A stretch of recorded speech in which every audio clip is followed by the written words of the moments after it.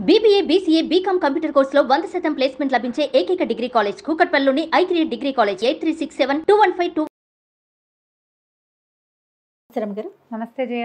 రమగారు, తిరుమల తిరుపతి దేవస్థానం అనగానే మనకి లడ్డూ ప్రసాదం, అలానే స్వామివారికి తలనీలాలు సమర్పించడం కదండి. మొక్కు అనగానే మనకి ఇవి గుర్తొస్తుంది.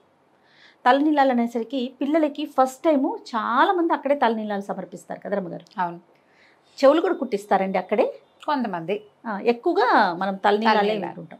ఏటా వెళ్ళిన వారు ఏదో మొక్కుకున్నప్పుడు తలనీలాలే సమర్పిస్తాం స్వామి నీకని మొక్కుకునే వారిని కూడా చూస్తూ ఉంటాం.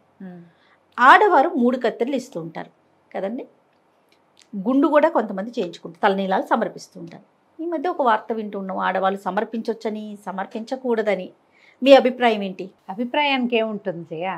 సిద్ధాంతం ప్రకారం అయితే స్త్రీలు తలనీలాలు సమర్పించకూడదు. ఎందుకంటే ఈ స్త్రీ శిరోజాలు తీసేది ఎప్పుడు మన భారతీయ సంప్రదాయం ప్రకారము వైధవ్యం సంప్రాప్తించినప్పుడు పూర్వకాలంలో కేశఖండాన్ని చేసేసేవారు, జుట్టు ఉంచేవారు కాదు. ఏంటంటే ఈ తలలు జుట్టు తీసేయటం వల్ల ఎప్పుడు తల బోడిగానే ఉంటుంది, వీళ్ళు సౌందర్యం ఇతరులకి కనపడదు. ఇతరుల వల్ల ఆడపిల్లలకు ఆడవాళ్ళకు వచ్చే సమస్యలు రాకుండా ఉంటాయి ఒకటి.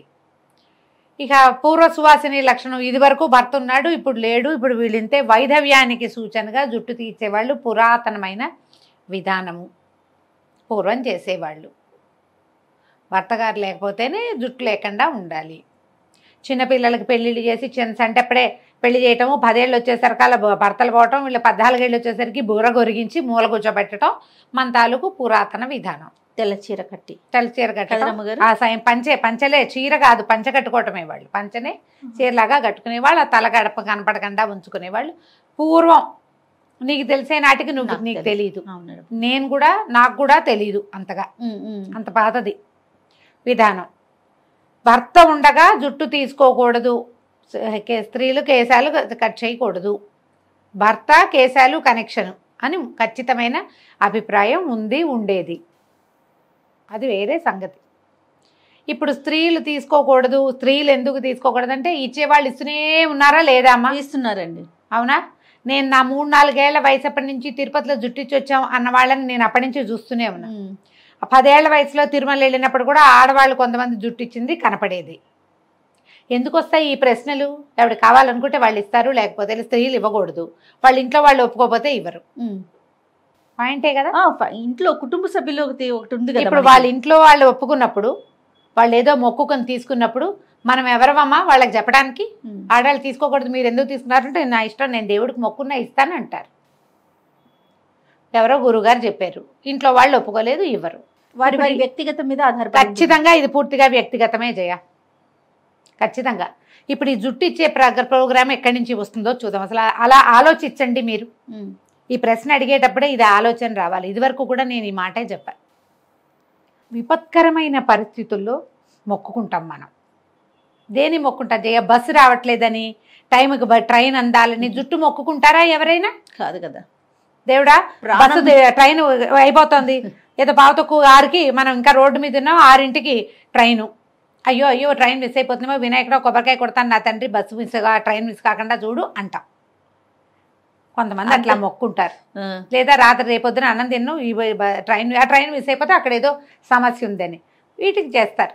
ప్రతి వాళ్ళకి మొక్కుకునే అలవాటు ఉంటుంది భగవంతుడికి. ప్రతి వాళ్ళు మొక్కుంటారు. ఈ మొక్కుకోటాల్లో జనరల్గా ఎప్పుడెప్పుడు జరుగుతాయి? ఏవైనా ప్రమాదాలు సంభవించినప్పుడు, అనారోగ్యాలు సంబంధించినప్పుడు, ఆర్థికపరమైన చిక్కుల్లో ఉన్నప్పుడు, ఏదో పిల్లలకి పెళ్ళిళ్ళు కావటం లేదో, పిల్లాడు కింద పడ్డాడో, వాడికి ఏదో జరిగిందో, మనకే జబ్బో పిల్లలకే జబ్బో, ఏదో విపత్కర పరిస్థితులు, ఎక్కడో ప్రమాదంలో చిక్కుకుపోయాం, ఎక్కడో ప్రయాణంలో ఇరుక్కుపోయాం, పిల్లాడు అక్కడెక్కడో ఉండిపోయాడు, మళ్ళీ ఇంటికి వచ్చే దారి కనిపించట్లేదు, దేవుడా తలనీలాలు ఇస్తాను తండ్రి, నిలువు దోపిడీ ఇస్తాను, నా పిల్లని రక్షించి నా కళ్ళబడే నాయన అని దండం పెట్టుకుంటాం. భర్తలకి ప్రాణాపాయ స్థితులు, ప్రాణాపాయం అయిపోతాదేమో, నిలువు దోపిడీ ఇస్తాను తండ్రి, పసుపు కుంకాలు కాపాడు, ఇలాగే కదమ్మా మొక్కుంటారు. అంతేగా. ఇప్పుడు ఈ విపత్కర పరిస్థితుల్లో భగవంతుడికి దగ్గరికి వెళ్ళి నాయన నేను నీకు ఇది ఇస్తాను, నాకు ఇది వదిలిపెట్టు, ఈ కాస్త నన్ను ఇక్కడ రక్షించు అనేటప్పుడు ఈ ముందు వెనక సంప్రదాయము ఆలోచిస్తారా జయ ఎవరైనా? అస్సలు ఆలోచించలేకపోతామేమో కదా. ఆలోచించరు. ఉమ్. నిలువు దోపిడీ మొక్కేస్తారు. ఆయన హాస్పిటలైజ్ శుభ్రంగా ఉన్నాడు, సడన్గా పడిపోయాడు భర్త, హాస్పిటలైజ్ చేశారు, ఏదో బైపాస్ చేయాలన్నారు, లేకపోతే ఇంకోటి ఏదో అన్నారు, కష్టమండి 24 hours. ఇప్పుడు కదా మొక్కేది. ఇప్పుడు సంప్రదాయము భర్త ఉండగా నేను తలనీలాలు ఇవ్వకూడదు అని ఆలోచిస్తారా అమ్మా? వాళ్ళ అలవాటు ప్రకారం ఏదో మొక్కుంటారు. ఇది కాదు, నా బోటక్క ఎవరో వచ్చింది, నిలువు దోపిడీ ఇస్తానని మొక్కోవే, అతను బతికొస్తాడు అని చెప్తారు. నిలువు దోపిడీ అంటే సూత్రాలు, ఒంటి మీద ఉన్న బంగారం అంతా ఇచ్చి తలనీలాలు కూడా. అంటే నిలువు దోపిడీ ఇవ్వటం అంటే నా మొత్తం నా తాలూకు సంపదని నేను దేన్ని భావిస్తానో అదంతా నీకు ఇస్తానని కదా. ఉమ్. సౌందర్యం కూడా మన సంపదే కదా జయ. సౌందర్యంలో ప్రధాన భాగం జుట్టు కాదా, కేశాలే కదా. కేశాలే కదా. చూడంగానే మనకి ఏం అందమంతా పోయింది కదా. నా మీద నాకు ఏ ఆసక్తి లేదు, అదంతా నీకైతే తల నీలాలు ఇస్తే తలిచ్చినట్టు అప్పుడు మొక్కుతారు. నేను జుట్టు ఇవ్వండి అని ఎంకరేజ్ చేయట్లేదమ్మా, మీకు అర్థమవుతోంది కదా. అవును, అందరూ జుట్లు ఇవ్వాల్సిందే అని నేను చెప్పట్లా. ఏదైనా విపత్కర పరిస్థితుల్లో ఉన్నప్పుడు మొక్కుకున్నప్పుడు మొక్కు తీర్చుకొని ఇవ్వండి. ఆ మొక్కుకి, ఆడవాళ్ళ మొక్కుకి భర్తలు ఒప్పుకోవాలమ్మా, ఇది రూల్. మీకు పాయింట్ అర్థమైందా? ఎవరు అక్కర్లా, భర్త గనక ఈ అమ్మాయి జుట్టు ఇవ్వటానికి భర్త ఒప్పుకుంటే ఏం పర్వాలేదు. ఆయన ఉన్నాడుగా పక్కనే, ఇద్దరు కలిసే తీయించుకుంటారు. ఆయన జుట్టిస్తాడు, ఆవిడ జుట్టిస్తుంది, దేవుడికి దండం పెడతారు. ఇందులో జాతి నియమం ఏం లేదు. ఈ జాతుల్లో వాళ్ళు ఇవ్వకూడదు, ఆ జాతుల్లో వాళ్ళు తప్పు ఆ మాట. ఎవరైనా సువాసనే. భార్యాభర్తలు ఇద్దరు ఉన్నప్పుడు ఇద్దరు మాట్లాడుకుని అనుకుని నేను జుట్టు ఇద్దామనుకున్నాను, నీకు ఇట్లా ప్రమాదం తప్పింది, జుట్టు మొక్కున్నానంటే ఏదో నవ్వుతుంటే ఆడాళ్ళు జుట్టు ఇవ్వటమేమిటే అంటారు. ఏమో నేను మొక్కున్నానంటే సరే నీ ఇష్టం, తన కోసమే కదమ్మా మొక్కుకుంది. ఒక్కోళ్ళు ఒప్పుకోనప్పుడు ఊరుకోడు, అప్పుడు 3 కత్తెరలో ఇవ్వండి, సరిపోలేదా? అంతే. పూర్తిగా వ్యక్తిగతము. భగవంతునితోటి మనం ఎట్లా కనెక్ట్ అయి ఉన్నామనేది మొదటి పాయింట్. రెండోది, ఆడవాళ్ళు సువాసిని జుట్టు ఇవ్వాలంటే భర్త అంగీకారం ఉండాలి. అతను వద్దంటే మీరు చేయకూడదు, ఇది రూల్. అంతే. మీరు ఇప్పుడు మా రోజువారీ ఊరికే మీరు తిరుపతి వెళ్ళినప్పుడల్లా మిమ్మల్ని జుట్టు ఇవ్వమని నేను ఎంకరేజ్ చేస్తున్నానని పొరపాటు కూడా అనుకోద్దు. అలాంటి కామెంట్స్ చేయబోకండి దయచేసి, నా ఉద్దేశం అది కాదు.